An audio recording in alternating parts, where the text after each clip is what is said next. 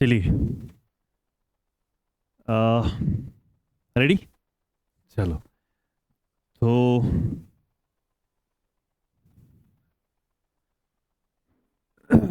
आज का डेट है।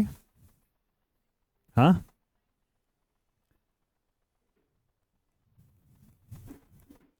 चलिए। आज टॉपिक है। सबसे पहले इंट्रोडक्शन पर ही टॉपिक होगा। I won't start any topic, random topic जो जहाँ से फिर समझ में आएगा ही नहीं। नहीं। How many of you may be from the geography background, I don't know. So जितने भी होंगे उतने हैं, लेकिन मेजॉरिटी ये होता है कि जोग्राफी होता ही नहीं। ये सर नो। सो मैं ऐसा क्या करता हूँ, मैं जोग्राफी को देखता हूँ कि मैं बिल्कुल बेसिक से ही मैं इसको लेता हूँ, ठीक है ना। क्योंकि हमने बहुत बार देखा है, क्योंकि एज अ टीचर मैं आपको बोलता हूँ, इंट्रोडक्शन में भी क्वेश्चन आते हैं, पेपर में इंट्रो में भी क्या आते हैं, क्वेश्चंस आते हैं। लेकिन स्टार्ट करने से पहले मैं आपको ये बोलूँगा कि अगर हमें कुछ चीज़ पढ़नी होगी किसी भी सब्जेक्ट के रिलेटेड, फिलहाल के लिए मैं बात करता हूँ सिर्फ ज्योग्राफी की, तो ज्योग्राफी में अगर हम देखते हैं तो ज्योग्राफी में हम देखते हैं कि जो बुक्स सबसे पहले रहता है वो बुक्स बहुत इंपॉर्टेंट है। वाई? बिकॉज बिकॉज बिकॉज जब भी हम कोई चीज़ पढ़ते तो हमारे पास एथेंटिक सोर्स होना चाहिए। एक होता है source, second is authentic source. Why authentic source? Because जब भी आपको गवर्नमेंट एग्जाम को जवाब देना होता है तो आप गवर्नमेंट को गवर्नमेंट के बुक्स से जवाब दे दो। सो गवर्नमेंट के बुक्स क्या होते हैं? That's what we call as NCERT. Clear? NCERT. क्योंकि मैंने आपको लास्ट टाइम भी यही बोला था कि अगर आपको रिप्रेजेंटेशन भी डालनी होती है तो आप कहाँ से डालते हैं? आप किसी भी बुक से उठाते हैं वो वाला पैराग्राफ, उसके बाद उनको दिखाते हैं ना। वो आपको कभी भी वो बात एक्सेप्ट नहीं करेंगे। तो अगर वो बात एक्सेप्ट करेंगे तो वो एनसीईआरटी से एक्सेप्ट करेंगे। इसलिए मैं कहता हूँ गवर्नमेंट को जवाब देना होता है गवर्नमेंट के डॉक्यूमेंट से ही, है ना। तो गवर्नमेंट डॉक्यूमेंट क्या है अब? एनसीईआरटी। सो एनसीईआरटी में आप क्या पढ़ोगे? तो ज़्यादा नहीं है, बल्कि आप क्लास 11th के दो बुक्स आते हैं। एक मैंने आपको कल भी कहा था, क्लास 11th में एक आती है इंडिया फिजिकल। तो एक चीज़ खास ये बात है इसमें ये भी है कि एक तो अच्छी बुक है, सेकंड सस्ती भी होती है। सस्ती मतलब 100 रुपया, 105 रुपया, 90 रुपये, इतना ही इनका प्राइस होता है, ज़्यादा प्राइस इसका नहीं है। और अगर मैं और एक बुक देखता हूँ, द सेकेंड बुक जो है दैट इज़ फंडामेंटल्स। ये दो बुक्स हैं, सफिशिएंट बुक्स हैं, सफिशिएंट। लेकिन मैं ये नहीं कहूँगा कि इसी में से ही आपका पेपर आएगा, ना, ज़रूरी नहीं है। बल्कि मेजॉरिटी ऑफ द क्वेश्चन जो है वो यहाँ से आपको निकल जाएंगे। उसके अलावा आप क्या पढ़ेंगे? वही वही जो मैं यहाँ हम पढ़ते ही हैं, that's called what? Class notes. अब मैं क्यों क्लास नोट्स पर ज़्यादा फोकस करता हूँ? Because everything is include in what? Class notes. Clear? Everything is not written in NCERT, but everything will be written in class notes. तो class notes पर ही आप फोकस करेंगे। उसके बाद और एक बुक आती है जो आप JNK में ही पढ़ते हो, बाय द वे, वो आती है रिटन बाय माजिद हुसैन। पर प्लीज एक चीज यहां पर आप ख्याल रखें, मैं माजिद हुसैन की बुक नहीं कहता हूं कि इंडियन ज्योग्राफी, ना, वो बहुत मोटी है, फिर तो वही पढ़ना है 1 साल, उसके बाद सारा सारा कुछ छोड़ना है ना। माजिद हुसैन की आती है बुक जम्मू एंड कश्मीर पर। JNK ज्योग्राफी जो है ना, उस पर लिखा है माजिद हुसैन ने, कुछ वो 4 5 6 चैप्टर्स लिखे हैं। वो भी एक टेक्स्ट बुक ही है, वो भी टेक्स्ट बुक ही है जो वो उसने लिखी है। उसमें भी बहुत अच्छी इन्फॉर्मेशन है। कुछ कुछ चीज़ें ऐसी हैं जो आपको नॉर्मल बुक्स में नहीं मिलती, लेकिन उस वाली बुक में आपको ज़रूर मिलेंगी। उसके बाद मैं कहता हूँ कि आपको एक लाइन है सिलेबस में, बाय द वे, वो मुझे लगता है कि वो हर एग्ज़ाम में के सिलेबस में, जिसका भी आपका नोटिफिकेशन आता है जो ना ये पोस्ट का, उस पोस्ट के सिलेबस में एक चीज़ ज़रूरी होती है, दैट इज़ वो लिखा होता है physical and political, physical and political geography, है ना, of India and what? And world. ये लाइन मुझे लगता है कि हर पोस्ट के सिलेबस में लिखा हुआ होता है, ये वाली line, physical and political division of India and world. ये सर नो, वही लिखा होता है। सो इसके लिए हम क्या करते हैं, इसके लिए आप पढ़ ही रहे हो पॉलिटिकल एंड फिजिकल, आप पढ़ ही रहे हो इस वाले बुक से। मगर किसका? अगर मैं इंडिया की बात करता हूं, इंडिया का आपका फिजिकल भी और पॉलिटिकल भी आपको किस वाले बुक से निकलेगा? एक ही बुक से निकलेगा, that is what? India India physical. चलो अगर पॉलिटिकल ना निकलेगा लेकिन क्लास नोट में तो ज़रूर निकलेगा। लेकिन अगर मैं वर्ल्ड की बात करता हूँ तो वर्ल्ड में आपको कैसे आप कवर करेंगे? वर्ल्ड में आपको कवर करने के लिए आपको बुक आती है, दैट्स कॉल्ड एटलस। क्लियर? लेकिन एटलस को याद रखना, एटलस जो होगा वो होगा लास्ट में, at the end of the, जब हमारा सीरीज खत्म हो जाएगा एट द एंड हम क्या करते हैं, 4 दिन 5 दिन हम पढ़ते हैं एटलस। क्लियर? एटलस में आप क्या करते हो? आप पढ़ते हो डिफरेंट डिफरेंट कॉन्टिनेंट्स आप पढ़ते हो। डिफरेंट कॉन्टिनेंट समझते हो ना? एशिया है ना, Europe, Australia, north America, south America, Africa वगैरह वगैरह। क्लियर? तो वो हम कहाँ पढ़ते हैं? वो हम पढ़ते हैं लास्ट में। लेकिन इसमें मैं एक चीज आपको यही बोलूंगा कि आप एटलस कितना भी पढ़े, क्वेश्चन फंसने का चांस उतना कम है। आप इस बात पर शायद हैरान हो जाएंगे या हंसेंगे इस बात को लेके। मैं कहता हूं कि आप एनसीईआरटी सॉरी आप एटलस कितना भी पढ़े ना, चांस उतने कम क्या है क्वेश्चन का फंसना या आना। लेकिन बेहतर क्या है कि एटलस में, एटलस तो पढ़ना ही पढ़ना है, लेकिन बेटर क्या है कि जो भी चीज न्यूज में रही ना, न्यूज में वो क्वेश्चन में आता है।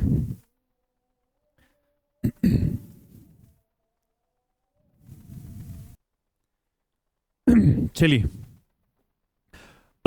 एटलस की अगर मैं बात करता हूं कि मैंने कहा अभी कि अगर आप कितना भी एटलस में पढ़ते हो, चांस बनते हैं उतने कम क्वेश्चन बनना। कहाँ पर? पेपर में। बेटर है एटलस पढ़ना ही है, पढ़ना ही, जानना है, हर कोई चीज़ जाननी है।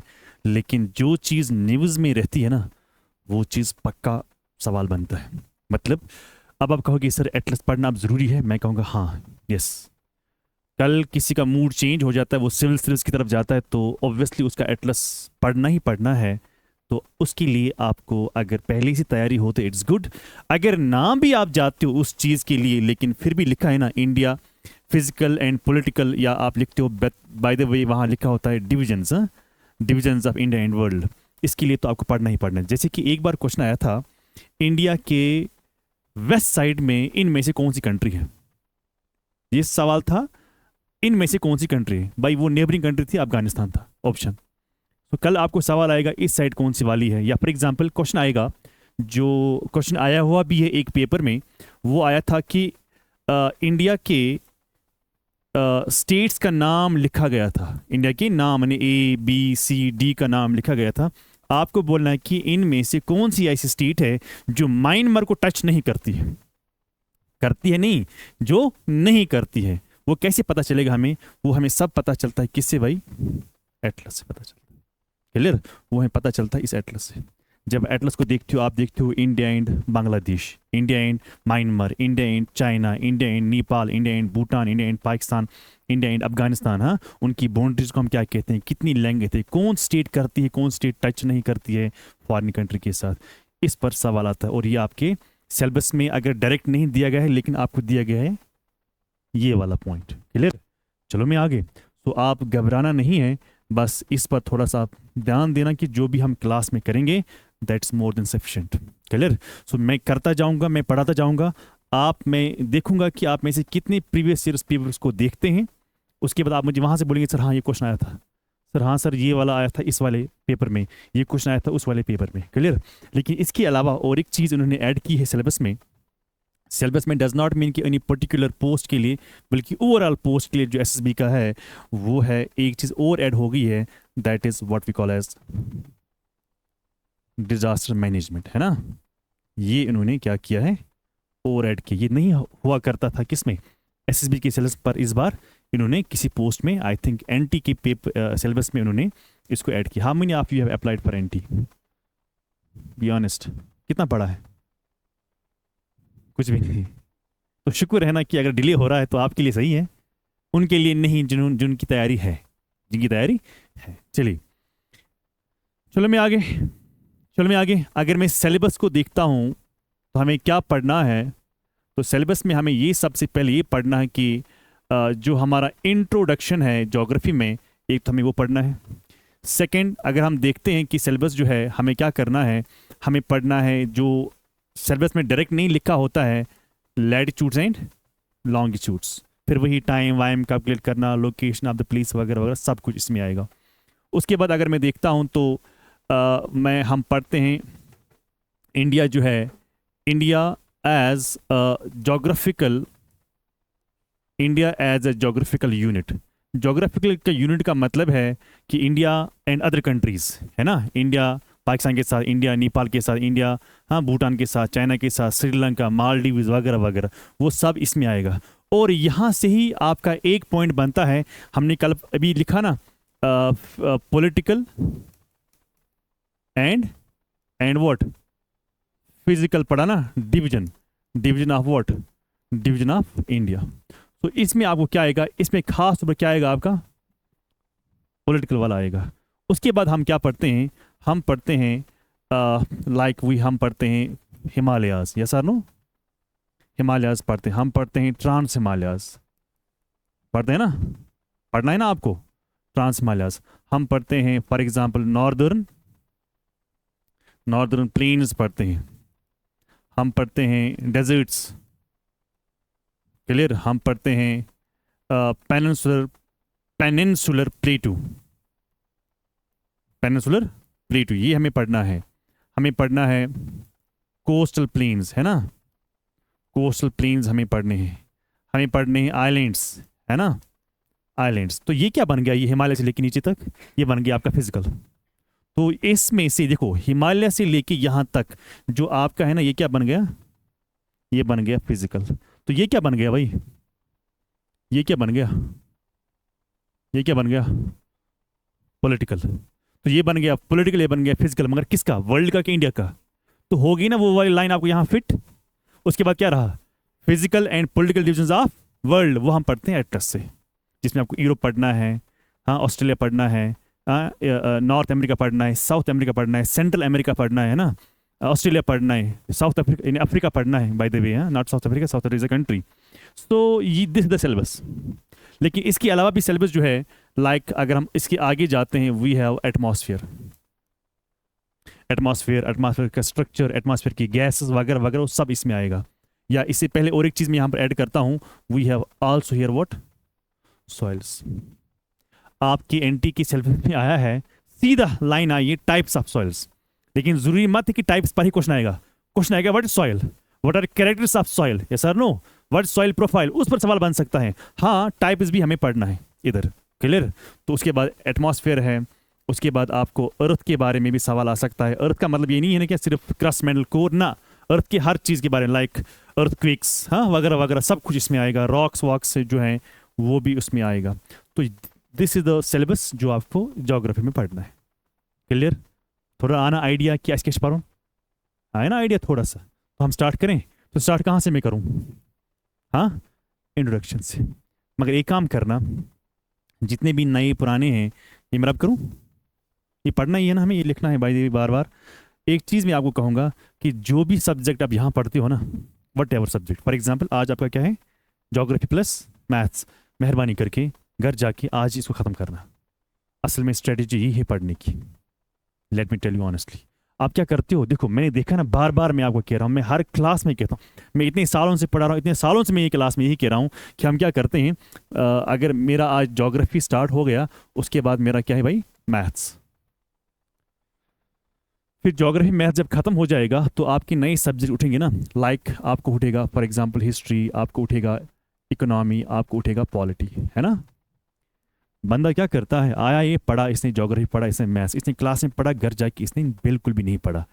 फिर जब महीना होता है, जब ये वाले टॉपिक्स कंप्लीट होते हैं, तो ये स्टार्ट होने लगते हैं।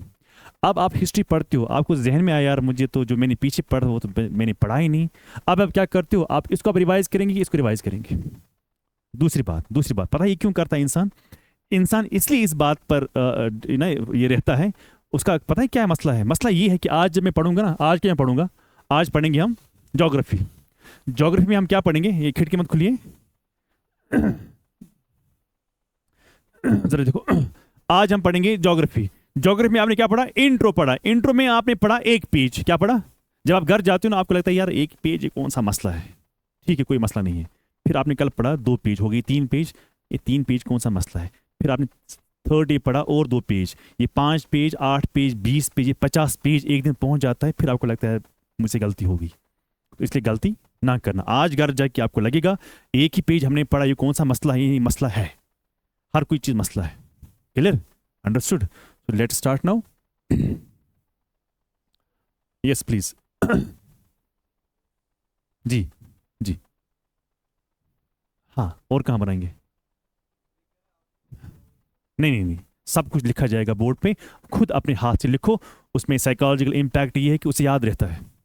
अदरवाइज यूट्यूब पे, वेबसाइट्स पे मटेरियल भरा पड़ा हुआ है, भरा पड़ा हुआ है. तो करो वहां से कॉपी पेस्ट करो, प्रिंट आउट. तो फिर उसका क्या फ़ायदा है, फिर इसका क्या फ़ायदा क्लास का? सो क्लास ऐसी होनी चाहिए जहां पर आपको खुद से फर्क लगेगा. क्लियर? अगर मैं आपको वही चीज़ पढ़ा रहा हूँ जो आपको पता है, फिर क्या है क्लास का, क्या फ़ायदा है ना? आप थोड़ा सा वेट करें. मैं लिखता भी हूँ साथ साथ में, मैं एक्सप्लेन भी करता हूँ. और आपको मेरे साथ ही चलना है. स्पीड नहीं होगी, आराम से होगा. क्लियर? जैसे मैं स्टार्ट करूँ अब. Okay. For example, I right here the word called what? Geography. तो आपको मेरे साथ ही लिखना है ना geography. Right with me geography. तो इसमें क्या टाइम लगेगा? लिखो शॉर्ट में GO. मैं इसलिए पूरा लिखता हूं क्योंकि मुझे लिखना है पूरा. मैं अभी लिखूंगा GO, बाद में मैं लिखूंगा सिर्फ जी. तो आप भी जी लिखो, क्योंकि ये आपको पता है ना कि जी क्या है. ज्योग्राफी. मैं कहता हूं कि ज्योग्राफी जो है ये है कॉम्बिनेशन. क्या है भाई? Combination of two Greek words. मेरे साथ ही लिखो. तो मैं क्या रिपीट करूं? Geography is a combination of two Greek. It is not Latin, it is not American, it is not any other. It is a Greek word. अब अगर ये ग्रीक वर्ड है तो क्या है? Combination of how many words? Two. एक है जियो, एक है ग्राफ. सबने सुना होगा जियो का मतलब है अर्थ और ग्राफी का मतलब है डिस्क्रिप्शन. Please, description. यही है ना? यही है ना? यही लिखा है ना? आपने बचपन से ही पढ़ा है, बचपन से देखा है. हर जगह पर आप इस चीज को देखोगे कि जो ज्योग्राफी वर्ड है, it's a combination of two Greek words. One is geo, that is the earth, and second is graphy या ग्राफॉस आप लिखोगे, दैट्स व्हाट? डिस्क्रिप्शन. यही है ना? सबने यहां पर देखा है. अब अगर मैं पुट टुगेदर करता हूं, if we put together them, if we do what? If we put together them, it means description of what? Description of earth. If we put together, यहाँ है. If we put together them, अगर हम इनको इकट्ठा करते हैं, it means what? Description of earth. लेकिन we must understand what is this description of earth. Description earth का मतलब होता है detailed study of what? Detailed study of earth. यहां तक क्लियर है ना? So I repeat, if we put together them means these two words, it means what? Description of earth. हम ये भी कहते हैं जो अर्थ है, earth has always been seen as home. What's home? या यहां मैं लिखता हूं home of what? Home of man. अर्थ को हमने हमेशा क्या देखा है? Age home of man. Home of man मतलब इंसान का घर, जहां पर इंसान रहता है, एक्टिविटी करता है, खाता है, पीता है, दौड़ता है. हाँ, earth has always been seen as. That's why scholars define it as abode of what? Human beings.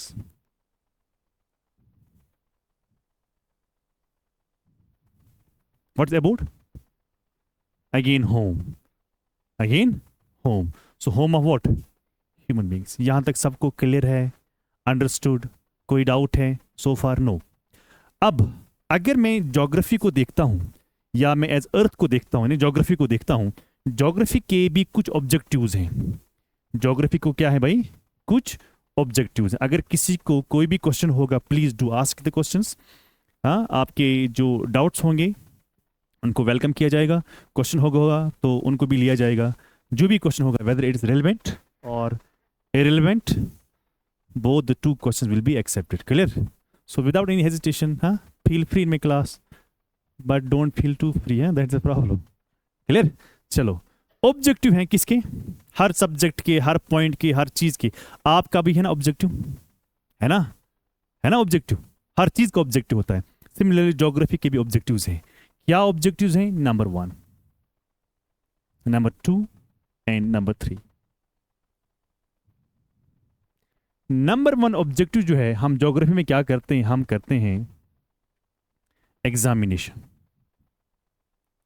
हम हर चीज को देखते हैं। हम करते हैं डिस्क्रिप्शन। What is description? हम करते हैं explanation.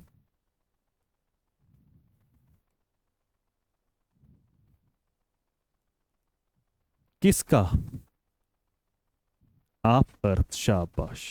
So what the objective of geography? 3 words का ध्यान में रखना। फर्स्ट वन एग्जामिनेशन करना, हर फिजिकल फीचर का, उसको डिस्क्राइब करना, उसको एक्सप्लेन करना। किसका? This is the objective of what? Geography. हम ये भी कहते हैं, लिखा सबने यह था यहां तक एवरीबॉडी, हम ये भी कहते हैं कि जो ज्योग्राफी है, इसको हम आजकल की तारीख में कहते हैं कि ज्योग्राफी को हम परसीव करते हैं as areal differentiation. What does it mean? मैं आपको बताऊं ये क्या है। क्या ये सच बात है many physical features on this earth surface are similar? यानी बहुत सारे फिजिकल फीचर समझते हो ना, फिजिकल फीचर मतलब plateaus, mountains, oceans, rivers. So मैं कहता हूं कि बहुत सारे फिजिकल फीचर सेम है, सिमिलर हैं, और बहुत सारे फिजिकल फीचर जो है ना वो सिमिलर है, डिफरेंट, डिसिमिलर हैं। Are you getting my point? मैं यहां पर लिखता हूं various physical features are similar and various are what? Dissimilar, है ना। बहुत सारे ऐसे फिजिकल फीचर्स हैं जो क्या है भाई, सेम है, यानी एक फिजिकल फीचर दूसरे फिजिकल फीचर से मिलता है। लेकिन बहुत सारे ऐसे फिजिकल फीचर्स हैं जो आपस में, यानी उसकी शेप, उसकी कंपोजिशन, उसका पोजीशन, उसकी लोकेशन, उसकी फॉर्मेशन, उसका एज, उसका पीरियड दूसरे से नहीं मिलता है। लेकिन कुछ ऐसे होते हैं जिनका एज या जिनका कंपोजिशन क्या होता है, सेम होता है। लेकिन हम क्या करते हैं, हम कहते हैं कि हम हमेशा ज्योग्राफी में क्या करते हैं, हम दोनों में डिफरेंसेस ढूंढते हैं। क्या करते हैं? दोनों में डिफरेंसेस ढूंढते हैं। हम ये भी बोलते हैं यहां पर कि it is logical to perceive geography as areal differentiation. Areal differentiation, what does it mean? कि हम ज्योग्राफी को कहते हैं कि ये एरियल डिफरेंशिएशन है, क्योंकि areal differentiation, the moment you decide anything as areal differentiation, इसका मतलब है आप क्या स्टडी करते हो, सिमिलरिटी और डिसिमिलरिटी। शाबाश, यहां पर लिखा है एरियल डिफरेंशिएशन, ये मतलब सिमिलरिटी। तो हम क्या करते हैं, हम करते हैं various differences of what? Physical features, PF. यानी बहुत सारे फिजिकल फीचर्स हैं, उनके बारे में क्या करना है, डिफरेंसेस को स्टडी करना है। लेकिन सिर्फ डिफरेंसेस स्टडी नहीं करना है, बल्कि और एक चीज स्टडी करना है, किस वजह से वो डिफरेंट है। वजह भी ढूंढनी। देखो, मेरी शक्ल में, मेरी अपीयरेंस में, और इसकी शक्ल में, इसकी अपीयरेंस में, इसकी बॉडी में डिफरेंसेस हैं। मैं एक तरह का दिखता हूं, ये दूसरे तरह का दिखता है। अब इंसान दोनों है ना हम। अब हमें क्या ढूंढना है कि डिफरेंसेस क्या है। यानी मेरी बाल ऐसे हैं, मेरी नाक ऐसी है, मेरा चेहरा ऐसा है, इसकी नाक ऐसी है, इसका चेहरा ऐसा है, इसका ऐसा है, तो होगी डिफरेंसेस। लेकिन इतना ही नहीं पढ़ना है ज्योग्राफी में, बल्कि हमें यह भी देखना है कि डिफरेंस क्यों है, ये डिफरेंस क्यों है। इसके पेरेंट्स अलग हैं, मेरे पेरेंट्स अलग हैं।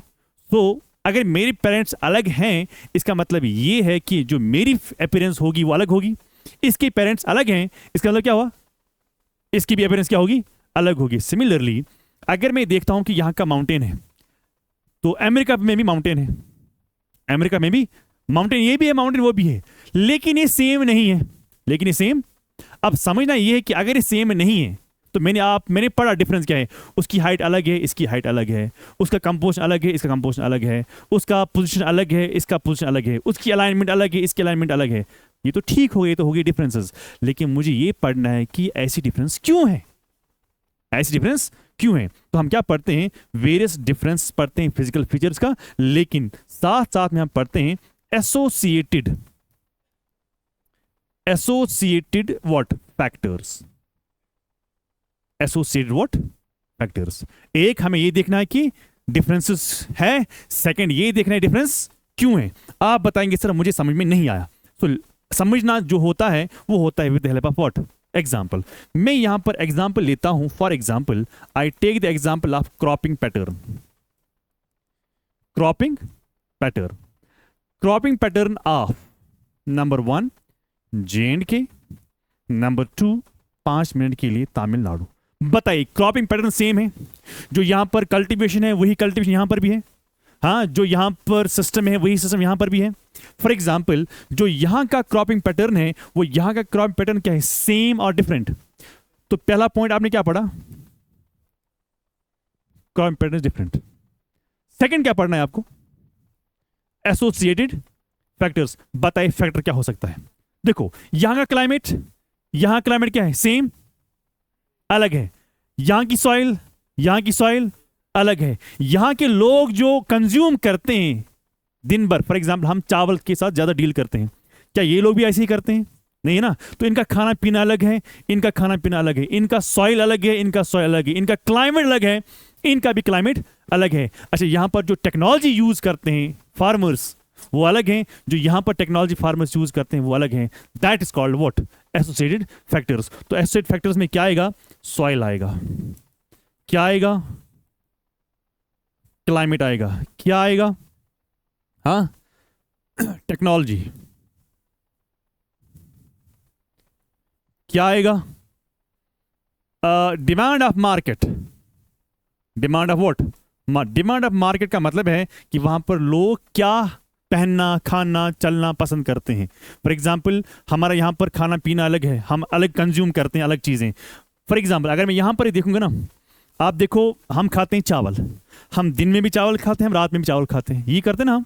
जाइए आप लद्दाख, लद्दाख जाइए, क्या दिन में भी चावल खाते हैं, रात में भी चावल खाते हैं? उनका फूड अलग है, हमारा फूड अलग है। तो इसका मतलब है कि ये दो प्लेसेस नज़दीक भी हैं, लेकिन आप देखो उनकी सॉइल अलग है ना, हमारी सॉइल अलग है, उनका क्लाइमेट अलग है ना, हमारा क्लाइमेट भी अलग है। सो जो ये डिफरेंस हमारे दोनों में है, this because of what, factors. उन फैक्टर्स को हमें पढ़ना होगा, और सेकेंड थिंग हमें क्या पढ़ना है, डिफरेंस पढ़नी होंगी। यहां तक क्लियर हुआ सबको? चलो मैं आगे, सबने लिखा, चलो अब क्या है, अगर मैं देखता हूं ज्योग्राफी को, जितने भी स्कॉलर्स आज तक आए हैं वो डिफरेंट ममालिक से उठे हैं, डिफरेंट कंट्री से उठे हैं, लेकिन मैं यहां पर लिखता हूं कि जो ग्रीक्स हैं,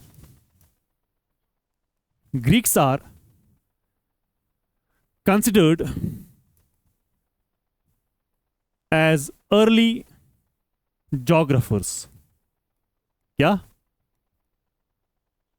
किनको हम कहते हैं अर्ली जोग्राफर्स? क्या मैंने कहा कि do we have scholars of geography only from the Greek? No, बहुत ममालिक से उठे, अमेरिका से भी उठे हैं, भाई इंडिया से हैं, हर जगह से आपको ज्योग्राफर्स मिलेंगे, लेकिन मैं यहां पर लिखता हूं अर्ली ज्योग्राफर्स। सबसे पहले कहां से उठे हैं? सो इसके लिए मैं ये भी कह सकता हूं Greeks are suppose to be the early geographers of what, या early scholars of what, geography. सबसे पहले कहां से उठे हैं? उसमें कुछ लोगों का नाम आता है, for example we have a name Hecataeus and Theophrastus। सुना है ना, आपने सुना होगा ना, कोई अगर आप में से थॉट वगैरह पढ़ रहा होगा, चाहे आप हिस्ट्री में, सॉरी पॉलिटिकल साइंस में पढ़ रहे हो या सोशियोलॉजी में पढ़ रहे हो, हाँ, तो आपने इनके बारे में सुना होगा, Hecataeus and Theophrastus। इनको माना जाता है अर्ली जोग्राफर्स। इनको क्या माना जाता है? Early geographers. कुछ सोर्स ये भी लिखते हैं कि जो ये थियोफेरस्टस जो हैं, कौन, कुछ सोर्स, नॉट ऑल, थियोफेरस्टस जो हैं, थियोफेरस जो हैं, इसने क्या किया, called himself as first what, as what, first what, geographer. कुछ सोर्स कहते हैं उसने खुद ही अपने आप को क्या कहा, I am the what, first geographer. Clear? उसके बाद अगर आपने इसका नाम सुना होगा,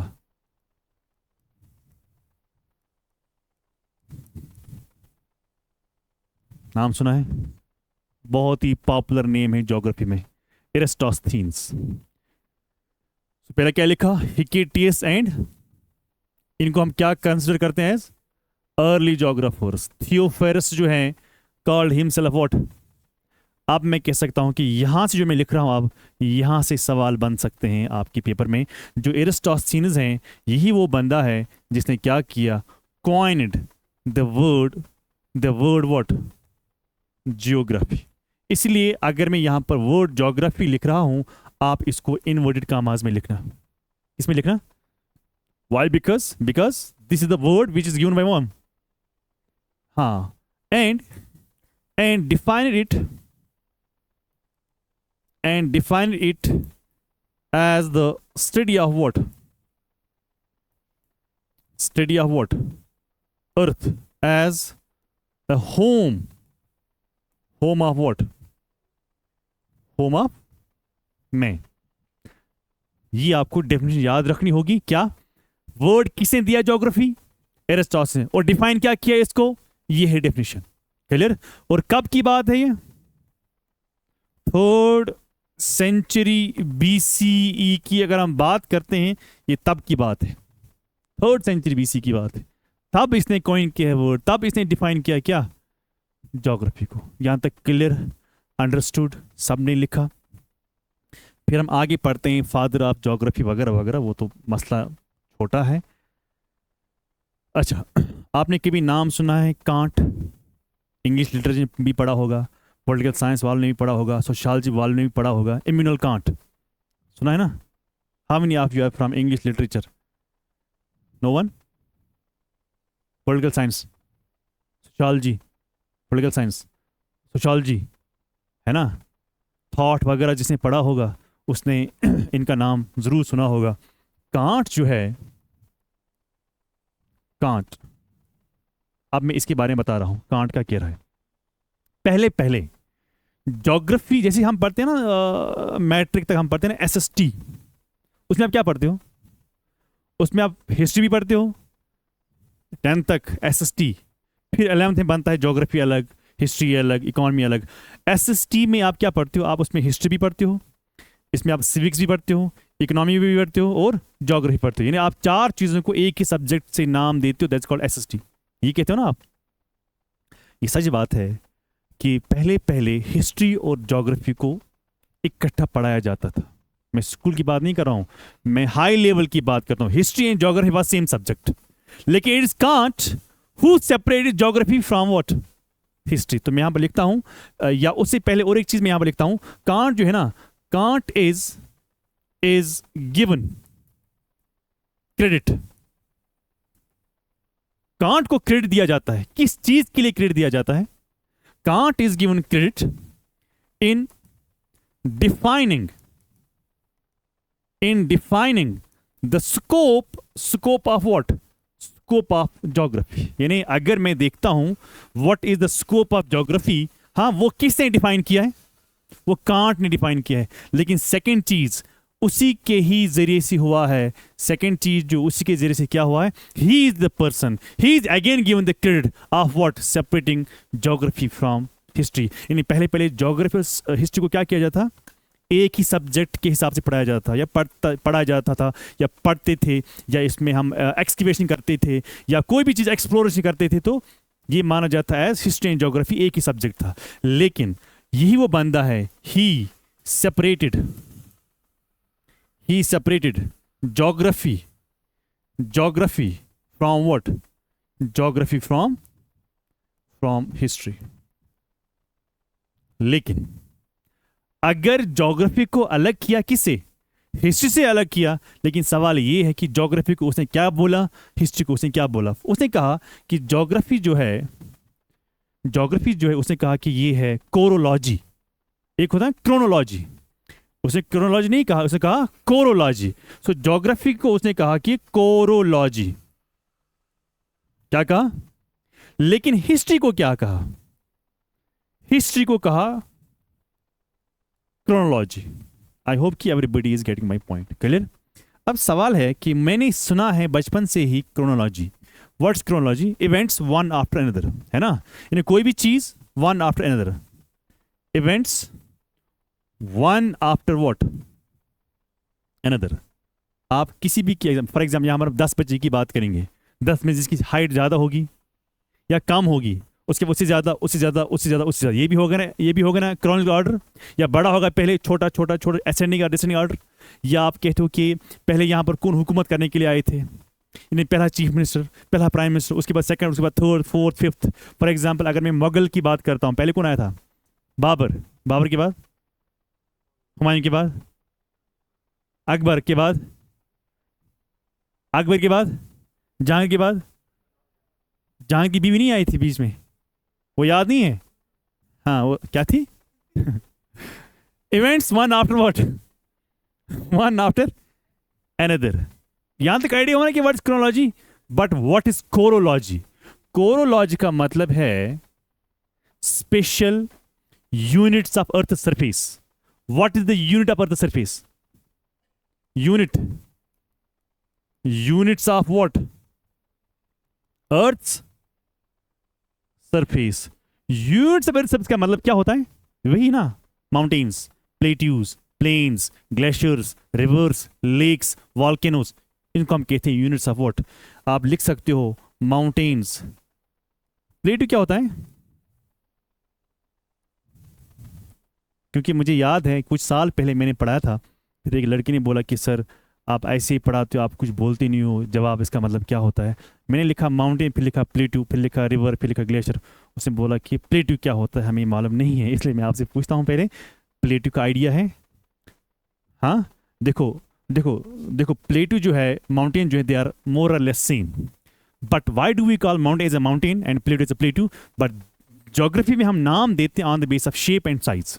फॉर एग्जाम्पल अगर कोई फिजिकल फीचर ऊपर की तरफ जा रहा है और ऐसे होगा, ये ना ऊपर की तरफ है ना, ऊपर की तरफ।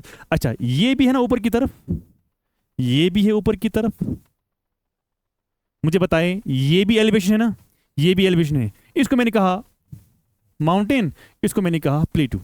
तो एलिवेशन दोनों है, हाइट पर दोनों है, पर नाम अलग हो गया। नाम क्यों अलग हुआ? नाम हुआ अलग on the base of shape, on the base of size. इसको मैंने माउंटेन कहा, इसको मैंने प्लेटू कहा। Why plateau? इसका टॉप जो है, जो एलिवेशन होगी, टॉप क्या होगा? फ्लैट। एलिवेशन होगी, टॉप जो होगा वो होगा कौन? उसको हम कहते हैं माउंटेन। फिर अलग अलग स्कॉलर आते हैं, वो बोलते हैं नहीं, जो इस वाला हाइट का होगा। हाँ, फॉर एग्जाम्पल कुछ स्कॉलर्स कहते हैं कि अगर ये भी है ना लाइक प्लेटू, इसकी भी एलिवेशन है ना, इसकी भी एलिवेशन है, टॉप है फ्लैट, इसकी भी एलिवेशन है, टॉप है फ्लैट। कुछ स्कॉलर्स को डिफरेंशिएट करते हैं। स्कॉलर्स कहते हैं जिस एलिवेशन की हाइट प्लस टॉप क्या होगा? फ्लैट। अगर उसकी हाइट कितनी होगी तब जाके उसको कहना क्या?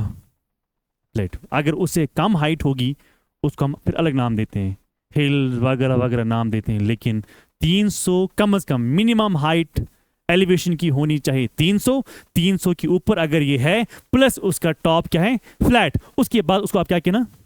अगर यही होगा, एलिवेशन होगी, टॉप फ्लैट होगा, लेकिन हाइट है लेस देन 300 मीटर, तो उसको आप मेहरबानी करके प्लेटू ना कहना, फिर उसके बाद अलग नाम है। क्लियर? वो भी हम आगे आएंगे। यहां तक क्लियर हुआ? अच्छा, ये तो सुना है आपने, रिवर्स तो सुना है ना, लेक्स तो नाम सुना है, वॉल्केनोस तो नाम सुना होगा, है ना, आइलैंड्स का नाम तो सुना होगा। तो they are called what? Physical features और units of what? Earth surface. समझ आया सबको मैं क्या कहने की कोशिश कर रहा हूँ? यहाँ तक क्लियर हुआ? मुझे बोलना टाइम का 2:10 तक है ना क्लास, टाइम क्या हुआ? अच्छा ये, हाँ ठीक है, यहाँ तक क्लियर हुआ आइडिया। चलो आगे हम चलते हैं। जैसे आप में से कोई लड़का होगा फिजिक्स बैकग्राउंड से, कोई केमिस्ट्री से होगा, कोई जोलॉजी बॉटनी से होगा, या बायोलॉजी हम बोलते हैं या जोलॉजी हम बोलते हैं, कोई होगा हिस्ट्री से, कोई होगा पॉलिटिकल साइंस से, कोई इकोनॉमी से। हर सब्जेक्ट में आप पढ़ते हो physics is a science, political science is a science, history is a subject, that is a subject which deals with this thing, yes और नो। फॉर एग्जाम्पल फिजिक्स की बात मैं करता हूँ, physics is a science which deal with the study of nature, ये हम कहते हैं। Chemistry is a science which deal with the study of what, pedology is a science which deals with the study of what? Pedology, pedo, soil. Petrology is the science which deals with the study of what? सवाल यही आया था सवाल। हम पढ़ेंगे तब जब rocks का आएगा। सिमिलरली जब मैं यहां पर हेडिंग लिखता हूं,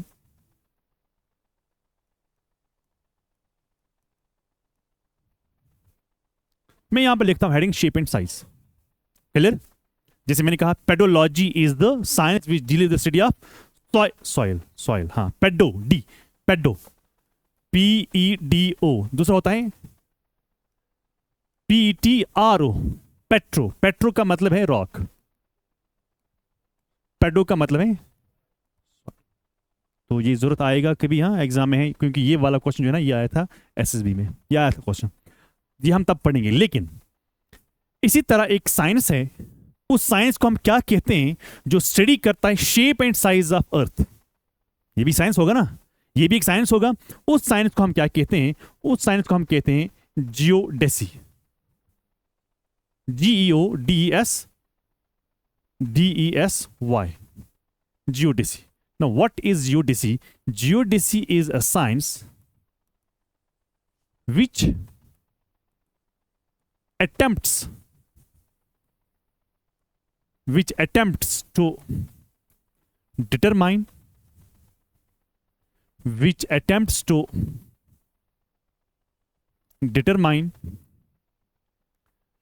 shape and size of earth by surveys and mathematical calculations. I hope you are getting my point. I will explain this. First you write, geodesy is a science which attempts to determine the shape and size of earth by surveys and ये surveys and mathematical calculation क्या होता है ये हम पढ़ेंगे। इसे पहले वाला जो सेंटेंस में लिखा वो तो समझ में आया ना आपको। Pedology is a science which deal with the study of soil, geodesy is a science जो डिटरमाइन करती है shape and size of what, earth की साइज क्या है, अर्थ की शेप क्या है, उसके बारे में जो साइंस डील कर दैट्स कॉल्ड व्हाट। यहां तक क्लियर है ना। अब अगर मैं पीछे जाता हूं, फॉर एग्जाम्पल आप, how many of you are from government school, they have never seen the door of English medium like me? Never ever। number 1, number 2, number 3, 4, बाकी सब ऑक्सफोर्ड कैम्ब्रिज वगैरह हैं। ओके सो मैं यहां पर ये बोलूंगा, गवर्नमेंट स्कूल वाले मुझे बोलेंगे, मैं सबको नहीं बोल रहा हूं, सिर्फ गवर्नमेंट स्कूल को बोल रहा हूं,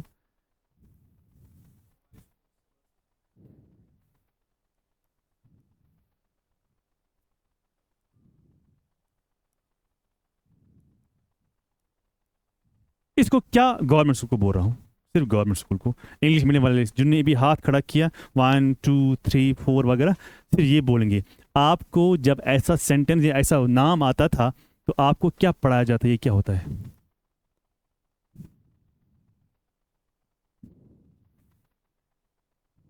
हाँ ऑब्वियसली हमें पढ़ाया जाता था, मैं गवर्नमेंट स्कूल से हूँ, इसाक न्यूटन है ना, it's actually Isaac Newton. Isaac Newton ने 1687 की बात कही, this is the year, this is the, इस साल में इसने क्या कहा, न्यूटन ने क्या कहा, आप सिंपली बोलना न्यूटन है ना। न्यूटन ने क्या बोला, न्यूटन के कितने लॉज हैं, मैं आपको चौथा लॉ भी बोलूंगा आगे मगर अभी नहीं। 1687 यानी चौथा नियम ये है, अगर आपको ये दिल में रहेगा, चौथा नियम ये है, जो इंसान बहुत ही अच्छा आपके सामने है ना वो उतना ही बड़ा बदमाश होगा पीछे, ये बात याद रखना आप। सो न्यूटन क्या कह रहा है, किसके बारे में कह रहा है? ये कहता है जो हमारी अर्थ है, कौन सी अर्थ? जिस पर हम रह रहे हैं, और बाकी जितने भी इसके साथ प्लैनेट्स हैं। प्लैनेट्स कितने हैं? चाहे 2 हैं, 4 हैं, 6 हैं, 8 हैं, जो भी हैं, जितने भी प्लैनेट्स हैं including earth can not be completely spherical. ये उसकी अपनी ऑब्जर्वेशन है कि उसने कुछ ऑब्जर्वेशन ऐसी की जिसके बुनियाद पर उसने क्या कहा, मैं इसको नहीं मानू ये 100% करेक्ट है, ये 100% फेल है, नहीं, अपनी ऑब्जर्वेशंस थी, जिस ऑब्जर्वेशन पर उसने क्या कहा, अर्थ with other planets can not be completely spherical, होगा पर कंप्लीटली नहीं होगा। आप यहां पर लिख सकते हो earth and other what planets can not be perfectly what? Cannot be perfectly spherical. ये उसकी अपनी ऑब्जर्वेशन है। किसकी? फिर आप ये ना बोलना कि सर क्या ऑब्जर्वेशन किया, अगर वो लंबा प्रोसेस डिटेल में है वो। सेकंड में यहां पर नाम लेता हूं एक स्कॉलर का, एक बहुत ही बड़े स्कॉलर का, आपने सुना होगा, ये एरिस्टोटल है ना, father of history, biology, father of political science, है ना, फादर ऑफ मल्टीपल सब्जेक्ट्स है ये। एरिस्टोटल ने कहा, और ये पहला बंदा था, फर्स्ट पर्सन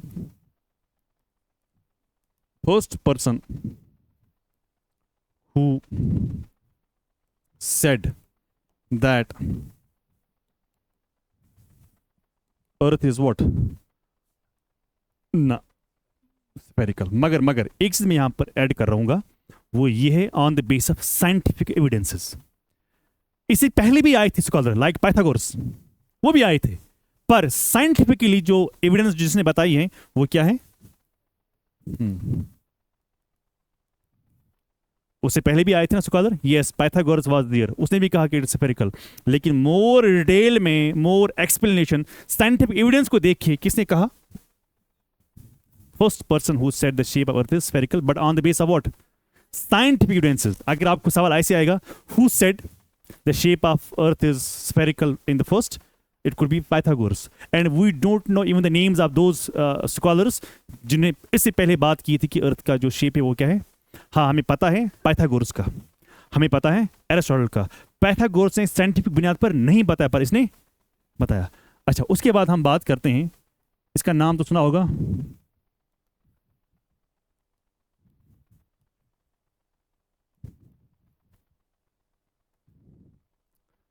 फर्डिनेंड मैगेलन, सुना होगा नाम। अरे जिसने वो वॉयेज किया था, सफर किया था 1522 AD में ना, वो स्पेन से निकला, फिर गोल गोल चक्कर मारा। हाँ, पता है आपको? नहीं सुना है? नो। अच्छा, फर्डिनेंड मैगेलन अदर्स, उन्होंने क्या कहा? I won't say they were the first ones. I will say what they had the view about the shape and size of what? अर्थ। उन्होंने कहा कि जो अर्थ है वो कैसी है भाई? राउंड और स्फेयर में फर्क है ना, मैथ्स में आप पढ़ते हो, ज्योमेट्री में आप पढ़ते हो, स्फेयर अलग होता है, राउंड अलग होता है, सर्कल अलग होता है, स्फेयर अलग होता है, sir no? So these are some scholars या साइंटिस्ट में कह सकता हूँ, इन अदर वर्ड्स, जिन्हें अपनी अपनी ऑब्जर्वेशन बताई है, और उस ऑब्जर्वेशन पर उन्हें कहा कि ऐसा मामला है। तो इसने कहा कि इट इज़ राउंड, इसने कहा कि it is spherical on the scientific evidences, इसने कहा कि it can not be completely what? Spherical. अब मेरा सवाल ये है, चलो मैं आगे, सवाल ये है, फिर अर्थ कैसी है? लेकिन एक चीज आपको जहन में रखनी होगी, मैं यहां पर लिखता हूं अर्थ जो है, अर्थ इज स्लाइटली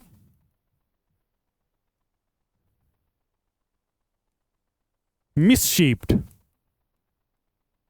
क्या लिखा मैंने यहां पर? What मिसशेप?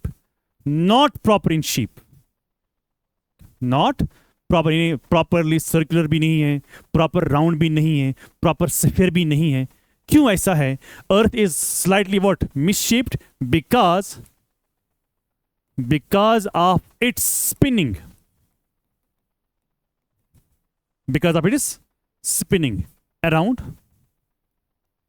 around its what? Around its axis. सुना है ना आपने, एक्सिस है, नॉर्थ पोल को साउथ पोल से जोड़ती है। मैं दिखाता हूं उसको। सो अर्थ जो है ये क्यों प्रॉपर शेप में नहीं है? Because of what? What spinning here? Spinning का मतलब है रोटेशन। अच्छा, क्या अर्थ स्टेशनरी है? Answer is no. अर्थ क्या कर रही है?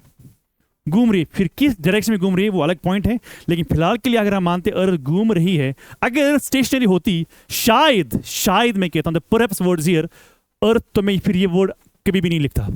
फिर मैं लिखा it is spherical, it is round, it is this shape, it is that shape, it is proper in shape, by the way, I must say कि ये earth जो है it is proper in shape if earth would not have been rotating, but earth is actually, अच्छा शाम को रुकती है, ये शाम को रुकती है नहीं, ये कंटिन्यूस क्या करती है, इसलिए कंटिन्यूसली इसकी शेप क्या रहेगी? प्रॉपर शेप नहीं रहेगी। अब सवाल है कि क्यों ऐसा है, तो रीजन क्या है इसका? रीजन है इसका है क्या? रोटेशन। हम यूजुअली हम के रफ हम कहते हैं कि जो वन रोटेशन है that completes in how many hours, है ना, रफ एस्टिमेशन में कहता हूं, तो मैं पॉइंट वाला वगैरह नहीं लेता हूं, रफ जो है that is 24 hours is equal one rotation, ये है ना।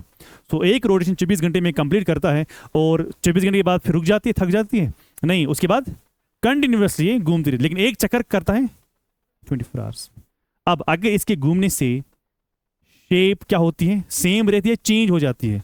अगर हम एज्यूम करेंगे हम अर्थ को रोक लेते हैं, फिर बताए फिर जैसी आज अर्थ है वैसी होगी? वैसी होगी ना, फिर क्या होगी? फिर कुछ और होगी, यस और नो? तो मैं यहां पर लिखता हूं अर्थ कैसी है, नंबर 1 पॉइंट। आपने एग्जाम्पल के तौर पर हम समझते हैं, बैलून को देखा है? राकेश शो बनाते लोकल लैंग्वेज में, हाँ फकबाल, हाँ फक, और शर्माते हैं बोलने में अपनी लैंग्वेज। चलो what ever you call it, अंग्रेजी में बैलून, क्लियर? आप एक होता है बैलून जिसमें फूक भरने के बाद लंबा हो जाता है ना? दूसरा होता है जिसको वो हार्ट बनता है, ऐसा नो? तीसरा होता है जो बहुत ही वो पतला होता है, ऐसे खिल जाता है। मैं उसकी बात नहीं कर रहा हूं, मैं उसकी बात कर रहा हूं जो पूरा क्या हो जाएगा, गोल। आप मुझे बोलना साइंस, व्हाट साइंस सीज। फूक भरने से पहले आप उसमें पानी भरो, मैं सिर्फ समझा रहा हूं अर्थ को लेके। फूक भरने से पहले उसमें पानी आप भरो, हाफ ऑफ द गिलास उसमें पानी भरो, फिर आप फूक भरो, उसको गोल बनाओ। अब आपके हाथ में क्या है? बैलून है। बताइए वो पानी कहां रहेगा? पानी होगा नीचे। अब क्या अर्थ रुकी हुई है या अर्थ क्या कर रही है? घूम रही है। अब इस बैलून को आप स्पीड से घुमाओ, बताइए पानी कहां जाएगा? नीचे ही रहेगा या ऊपर रहेगा या कहीं और रहेगा? वो कहां रहेगा? वो सेंटर में रहेगा ना। पर सेंटर है, 2 सेंटर, एक हो गया वॉल का सेंटर, दूसरा होगा कि ये वाला सेंटर। बताइए इधर पानी रहेगा, इधर रहेगा, इधर रहेगा कि इधर इधर इधर पानी रहेगा? साइड में रहेगा ना। तो मुझे बताइए वो पानी इस बैलून को क्या करेगा? पुश करेगा ना बाहर की तरफ, सेंट्रीफ्यूगल फोर्स। तो जब बीच में कोई चीज वाइड होगी, बताइए टॉप और बॉटम को क्या हो जाएगा? वो फ्लैट, वो श्रिंक हो जाएगा, नजदीक आएगा। Same case happens with earth. The movement earth rotates continuously with fast speed. पता है कितनी स्पीड है? स्पीड हर जगह सेम नहीं है। अगर मैं इक्वेटर की बात करता हूं, इट इज 1664 किलोमीटर पर सेकेंड। इतनी स्पीड है इक्वेटर पर, किसकी? अर्थ की। बहुत तेजी से जा रहा है कौन? अर्थ। पर मेरा पॉइंट ये है, अगर अर्थ स्पीड से जा रही है तो इसका मतलब ये हुआ कि बीच में जो अर्थ है वो क्या हो रही है? सेंट्रीफ्यूगल फोर्स बीच में वो क्या हो रही है? Wide, bulge. लेकिन जब कोई चीज बीच में बल्ज हो जाती है तो टॉप और बॉटम क्या हो जाएगा?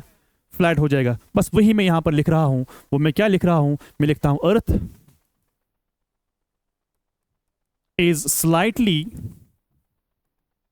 bulging at equatorial diameter। I hope कि डायमीटर में आपको कोई दिक्कत नहीं है। व्हाट डायमीटर, व्हाट रेडियस, मतलब कोई डाउट नहीं है ना इसमें? डायमीटर। तो मैंने यहां पर क्या लिखा? Earth is slightly what? Bulging at wire equatorial diameter. फिर मैं यहां पर लिखता हूं, मैं दिखाऊंगा with help of diagram, earth is slightly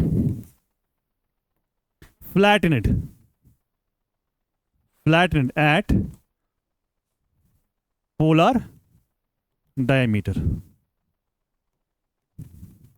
It is 12,757. It is 12,714 क्या? What is the sine kilometer?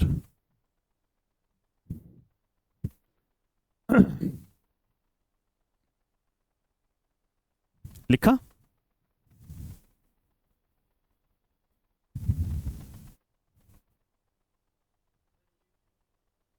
मैं दिखा रहा हूं, वही वही दिखा रहा हूं। लिखा? सबने लिखा? क्या है ये? अर्थ is slightly bulging wire at equatorial what diameter, कितना है? इतना है। अर्थ इज स्लाइटली, ये स्लाइटली वर्ड है, फ्लैट एंड एट वॉट, ये क्यों ऐसा है? बल्ज है, फ्लैट है, क्यों है? Because of rotation. जब अर्थ रोटेट होती है, बीच में बल्ज हो रही है, टॉप और बॉटम नीचे आ रहा है, वो कैसे होगा? वो होगा ऐसे। सुनो भाई, यस, दिस आवर अर्थ। तो यहां पर देखिए, रोटेशन की वजह से क्या हो रहा है? बल्ज हो रहा है। टॉप, ये टॉप, ये क्या है? ये भी टॉप, ये भी टॉप ही है। ये है नॉर्थ पोल, ये क्या है भाई? South pole. अब नॉर्थ पोल साउथ पोल क्या हो रहा है? ये आ रहा है फ्लैट हो रहा है, लेकिन बीच में क्या हो रहा है? ये ऐसा क्यों है? सिर्फ एक ही कारण है, this that's called what? Rotation. समझ आया? लेकिन हमें यह भी समझना है, अगर मैं यहां से यहां तक डायमीटर देखता हूं इसी का ही, और अगर मैं यहां से यहां देखता हूं, यही बनता है 12,757, यही बनता है 12,700 में कॉमन लेता हूं व्हाट? 14। तो जो पोलर डायमीटर है दैट इज 12,714, और जो इक्वेटोरियल डायमीटर जो है दैट इज व्हाट? 12,757। बताइए डिफरेंस क्या आएगी? डिफरेंस ना माइनस करो ना इसको, 43। अगर सवाल आएगा what is the difference in percentage, तो आप कैसे निकालते हैं?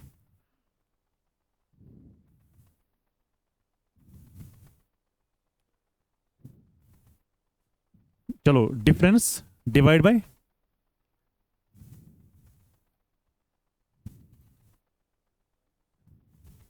क्यों 57 क्यों नहीं?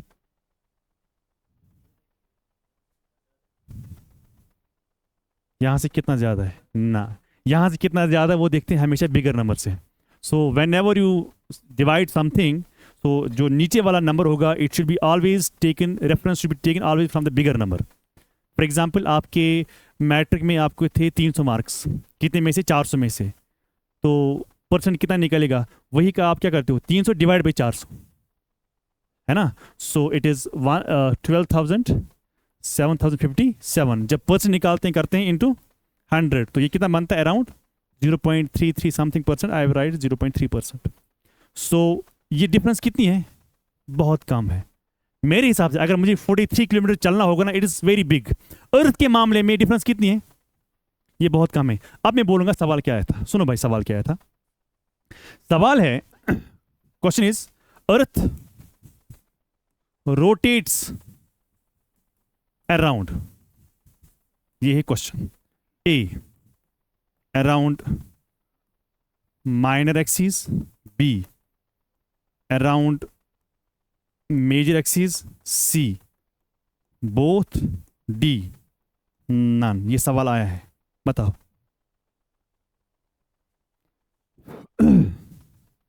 अब पहले समझो कि माइनर एक्सिस किसको कहते हैं। ये हो गया ना minor, I hope you are getting my point. ये क्या हो गया? ये मेजर। बताइए अर्थ कैसी नाचती है? जरा आप यहां पर देखिए साहब, अर्थ ऐसे नाचती है या अर्थ ऐसे घूम रही है? शाबाश, पहला या सेकंड? फर्स्ट और सेकंड? सेकंड। तो अर्थ ऐसी घूम रही है। अर्थ कैसी घूम रही है? अर्थ ऐसे घूम रही है। यस और नो? अर्थ ऐसे घूम रही है। आप अब मुझे बताएं किसके इर्द गिर्द घूमती है? अब माइनर और मेजर। देखो, ये है माइनर, ये है मेजर, ये है माइनर। अर्थ इसके इर्द गिर्द घूमती है। अर्थ मत इसके इर्द गिर्द घूमती है, गिर्द, इर्द गिर्द, अराउंड कहता हूं, इसके इर्द गिर्द घूमती है। तो ये खड़ा जो है ये क्या है? ये माइनर है कि मेजर है? माइनर है। ये सवाल आया था, option A is the right answer. Clear? Second point में यहां पर लिखता हूं, क्या रोटेशन करता है क्लॉकवाइज या एंटी क्लॉकवाइज? देखो, ये ऐसे घूम रही है ना, यानी वेस्ट टू, शाबाश। जो रोटेशन है, दिस द लास्ट पॉइंट, जो रोटेशन है वो है west to east, that becomes what? Anticlockwise. समझ आया? सबको कोई डाउट है? चलो मैं बस होगा इतना जी, प्लीज। हाँ जी, अर्थ का सर्कमफ्रेंस मत सेम होगा, यानी ये है ना सर्कमफ्रेंस, है ना सर्कमफ्रेंस, यहाँ पर भी जो ये लाइन जो होगी उसका सर्कमफ्रेंस सेम होगा। जितना आप आगे आगे जाओगे उतना सर्कमफ्रेंस छोटा छोटा हो जाएगा। सबसे हाँ, minor axis is the axis is imaginary line जो पोल टू पोल को कनेक्ट करती है, इसके इर्द गिर्द घूमती है। क्लियर?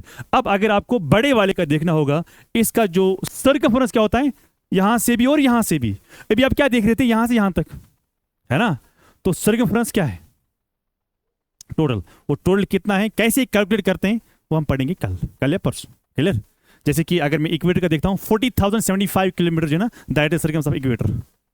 10 डिग्री का कितना होगा, 50 का कितना होगा, उसको कैसे कैलकुलेट करते हैं वो हम दिखाते हैं दूसरे वाले टॉपिक में। यहां तक क्लियर हुआ? सो याद रखना, एंटी क्लॉकवाइज रोटेशन हो रही है, वेस्ट ईस्ट हो रही है, माइनर एक्सिस के under, this is minor axis. Everybody got it? चलो, थैंक यू वेरी मच।